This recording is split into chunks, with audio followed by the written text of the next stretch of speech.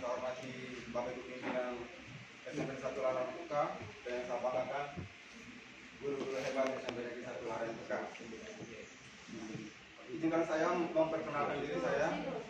Saya Francis Suratukan, calon guru penggerak angkatan 9 dari SMP 1 Larang Tuka, Kabupaten Flores Timur, akan menyampaikan materi yang sedianya akan dilaksanakan pada Lokakarya 2 yang akan terjadi pada hari Sabtu besok di Santo Yusuf tanggal 21 Oktober 2023. Materi ini bertujuan untuk yang pertama adalah calon guru penggerak dapat mengimplementasikan pemahaman terkait materi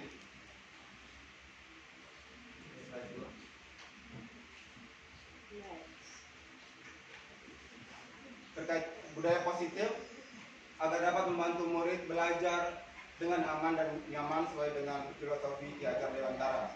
Tujuan yang kedua adalah agar calon guru penggerak dapat membagi pemahaman dan pengalamannya tentang budaya positif kepada guru-guru di sekolah. Baik Bapak Ibu guru hebat, saya langsung saja dengan materi yang akan saya sampaikan pada siang hari ini tentang budaya positif. Penekanannya pada 5 posisi kontrol restitusi atau 5 posisi kontrol guru. Sebelum saya melanjutkan 5 posisi kontrol guru, saya menyampaikan dulu apa pengertian dari restitusi.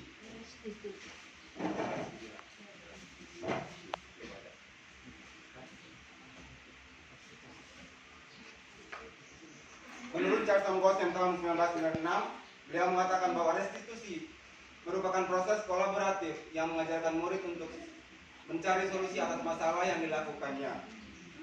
Restitusi ini bersifat positif karena bersifat membimbing murid menumbuhkan disiplin diri untuk menjadikan murid yang merdeka. Terdapat 5 posisi kontrol guru atau 5 posisi kontrol manajer. Posisi kontrol yang pertama adalah sebagai penghukum. Posisi kontrol yang kedua sebagai pembuat rasa bersalah. Posisi kontrol yang ketiga sebagai teman.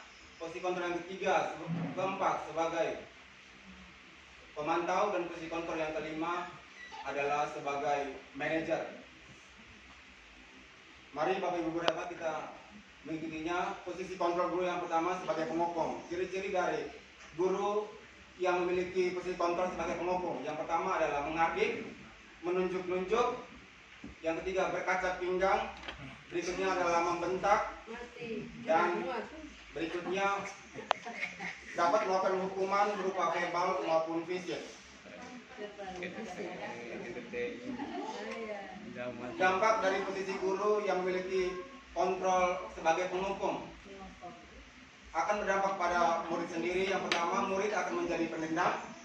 Yang kedua, guru tidak menyukai guru atau mata pelajaran yang diampu oleh guru tersebut.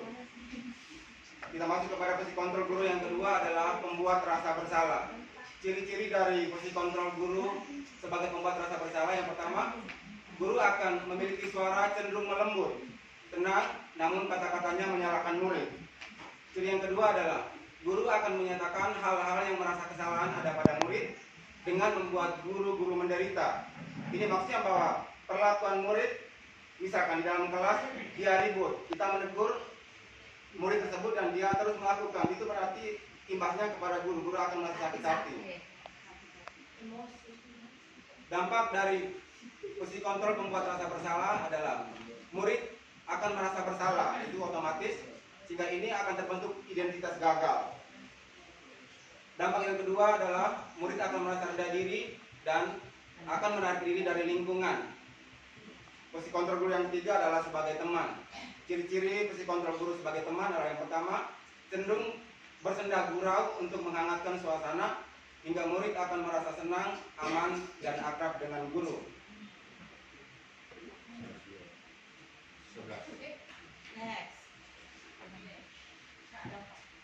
Dampak posisi kontrol teman. Yang pertama, murid akan bergantung kepada satu orang, sehingga faktornya masih murid merasa ketergantungan.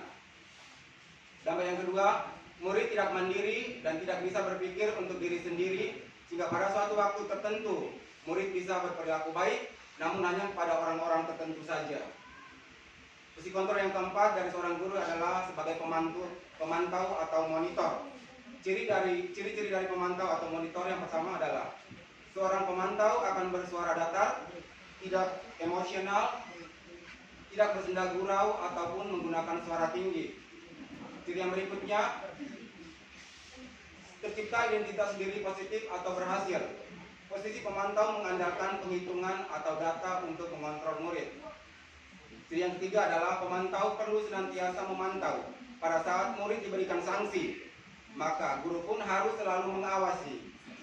Guru mengarahkan murid berdasarkan peraturan dan konsekuensi. Seorang pemantau menunjukkan gestur atau bahasa tubuh dan ekspresi wajah yang datar dan cenderung formal. Dampak dari posisi pemantau yang pertama adalah murid akan menghitung, murid akan berkonsekuensi dan fokus pada hadiah tanpa memahami sepenuhnya nilai kebajikan yang dituju. Dampak yang kedua adalah tidak sepenuhnya mandiri. Yang terakhir, posisi kontrol guru yang kelima adalah sebagai manajer.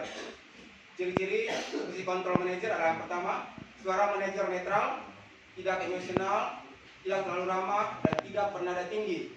Ciri yang kedua adalah karena posisi manajer maka akan tercipta identitas positif atau berhasil. Guru akan dengan tulus mengajukan pertanyaan-pertanyaan bermakna agar membuka pikiran murid. Ciri yang terakhir adalah guru membimbing murid untuk memecahkan masalahnya secara mandiri.